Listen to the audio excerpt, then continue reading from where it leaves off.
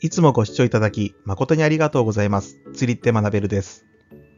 日本では明治維新の立役者の一人として記憶されているトーマス・ブレイク・グラバー。幕末武士たちへの支援や三菱を創業した岩崎弥太郎及び小彌太親子との深い関係があり、日本初のビール会社でもあるキリンビールの前身を作るなど、日本の近代史や文化史へも多大な貢献をしました。実は彼が日本へ初めて西洋式毛針釣り、現在のフライフィッシングを持ち込んだ人だということはご存知でしょうか。今回はグラバーの波乱万丈な人生について解説いたします。今回の結論です。日本の近代化を支えた貿易商、三菱キリンを築いた実業家、フライフィッシングの架け橋。今回の目次です。商社マンとして堅実なビジネス経営、オペラ蝶々夫人のモデル説、長崎のグラバー家、日本史上初のフライフィッシャー、ドライフライを楽しめる革作り。まとめ、この7つの項目について解説いたします。商社マンとして、スコットランド北東部のアバディーン出身のグラバーが初めて日本へ来るきっかけは、香港に本社のあるお茶から麻薬、アヘンまで手掛ける巨大貿易商社、ジャーディン・マセソン社から派遣されて、日本との生糸やお茶の貿易を行う仕事でした。香港では今もジャーディン・マセソンが設置した大砲を正午に礼砲として撃つジャーディンの正午礼砲が行われています。行動力あふれる目利きの商社マンであったグラバーは2年ほどしてパートナーと一緒に自らの貿易商社グラバー商会を立ち上げて、ジャーディンの代理店を行うだけでなく、政情不安な日本を相手に当時の大英帝国が世界シェアを誇っていた兵器ビジネスに着目します。故郷のスコットランドは造船業や工業が盛んです。兄弟や親戚の協力も目論んだ大掛かりなビジネスに取り掛かりました。しかし当時の日本は尊皇攘夷の吹き荒れる外国人にとっては危険極まりない政情不安な国でした。しかもグラバーの本国の大英帝国は幕府との間に協定を結んでいて、本来は幕府以外との取引はできない状況でした。ただの野心家だけではとてもやっていけない環境下で、自らが反骨精神のあるスコットランド人であることが日本の若い思想家たちとの間に強い共感を生んだのか、日本へ深い関心を抱くようになりました。香港のジャーディンからアヘンを日本へ売れと言われても頑として跳ねつけ、倒幕の武士たちと一緒に薩摩、長州、土佐藩といった明治維新の原動力となった反政府勢力への強いつながりを持つようになりました。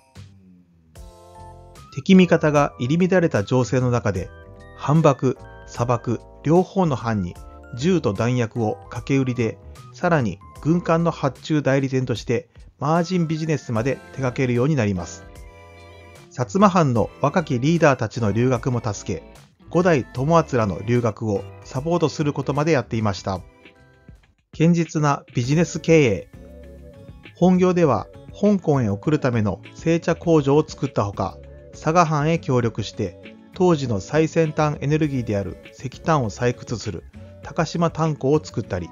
スコットランドを見習った造船所を作ったり、蒸気機関車の導入を進めたり、縦横無尽の働きぶりをしていました。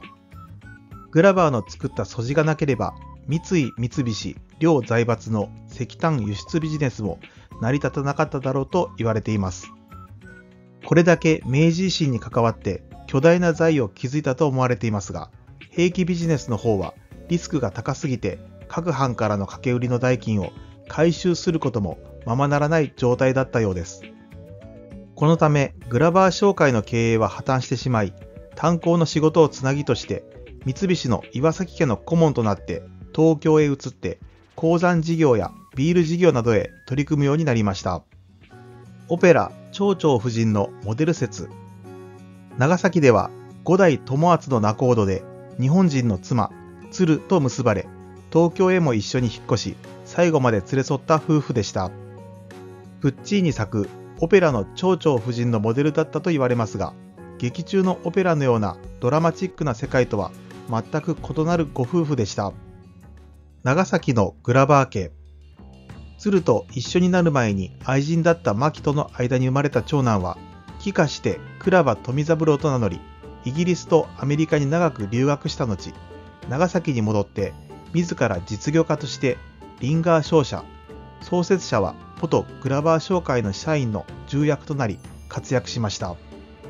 リンガーの名はリンガーハットのネーミングの由来となったことでも有名です。倉場富三郎は自ら長崎の市場を回って絵師へスケッチを撮らせて日本初の魚類図鑑コレクションを発刊しただけでなく、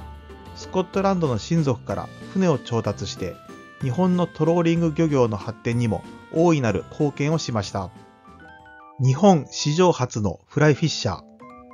グラバーは東京へ妻と一緒に引っ越して三菱関係の仕事を本格的にするようになりました。当時ヨーロッパ諸国の大使館別荘地となっていた日光へ足を伸ばしてた時に、まだ穴場であった中禅寺湖でマス釣りを体験し、これは面白いと本格的なトラウトフィッシング環境を作るレジャー計画に取り掛かるようになります。グラバーが来る前の江戸時代の中禅寺湖は修験道、山伏信行、二良山神社の霊場として殺生や釣りなどもってのほかの天空の世界でした。しかし明治になった当時の宮司さんの理解があり、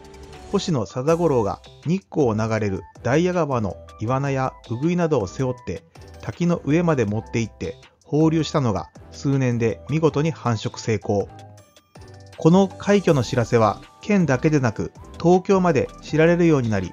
これまでのイワナやイワナに混じって放流されたヤマメだけでなく、農商務省水産局によって琵琶湖のビワマスが持ち込まれたり、中禅寺湖はトラウトレイクへ進化していきます。ところが霊場のままのため、建前は釣り禁止のところ、地元民の密漁が絶えず、これに目をつけたのが、もともとは群馬出身の士族で、日光清滝で先生をやっていた大島藤三郎でした。藤三郎の学校の分校にいたのが、先の星野貞五郎です。藤三郎は中禅寺湖に漁協を作り、明治政府の実習生を受け入れるような立場になっていきます。まさにこの頃の日光を訪れて、中禅寺湖の美しさとトラウトフィッシングの面白さにはまってしまったグラバーは、自分の別荘を作ることに決めます。グラバーと幕末士族の藤三郎との出会いは、グラバーが釣れずに凹んでいるところを、教師肌の藤三郎が見てられずに、ガイドして仲良くなったと思われています。グラバーは中禅寺湖大崎に自分の別荘を建設する間、この藤三郎の事務所に寝泊まりすることになり、ここへイギリスから取り寄せたフライタックルを運ばせて、日本初のフライフィッシャーとなったのでした。ドライフライを楽しめる川作り。グラバーは何事も徹底してやらないと気が済まない性格だったようです。中禅寺湖というトラウトレイクの進化は明治政府、県庁、漁協が推進していましたが、フライフィッシングで狙える魚影は決して濃くなかったようで、グラバーは中禅寺湖へ流れ込む湯川へ着目します。この頃はイギリスから当時の植民地や旧植民地へフライフィッシングが輸出されてからすでに100年近く経っておりました。クラシックドライフライのフライフィッシングがピークを迎えていて、イギリスのハーディとアメリカのオービスが川で使うショートロッドの販売や小型のフライリールを競うようになっていました。このため北米のブルックトラウトやレインボートラウトが食用だけでなくフライフィッシングの対象魚としてもイギリスへ輸出されているような時代でした。当然情報通の釣り人であるグラバーがこのトレンドを知らないはずはなく、この湯川でアメリカやイギリスみたいなフライフィッシングを楽しみたい、たったそれだけの思いからイギリス大使館、イギリス商工会議所、アメリカ農務省まで話を持ちかけていました。大使館に勤めるハロルド・パーレットを巻き込んで手配を進めていき、アメリカ・コロラド州のブルックトラウトの卵を輸入して放流して奥日光の養殖場の力を借りて繁殖に成功します。この頃になると大島家も2代目の大島久治がグラバーをガイドしながら中禅寺湖の漁協を本格化させており、大島家は今も大島商店として中禅寺湖の入漁券を販売。グラバーが繁殖させたブルックトラウトの子孫は今も奥日光を泳ぎ、現地手配に奔走したパーレットは現地におけるブルックトラウトの通名パーレットマスに名前を残しています。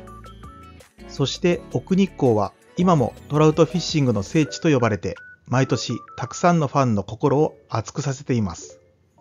まとめ。もしかするととんでもない商人と呼ばれていたかもしれないグラバーですが、実際はとても勤勉で友好的な人物で、日本の仲間やイギリスの仲間を分け隔てることなく付き合いを深める、日本とその自然を深く愛した人物でした。故郷のアバディーンではスコットランドの侍と呼ばれるほどです。世界に数多くいるフライフィッシャーですが、釣り人の中でも彼ほど徹底的にやり抜いて楽しみ抜いた人はなかなかいないのではないでしょうか。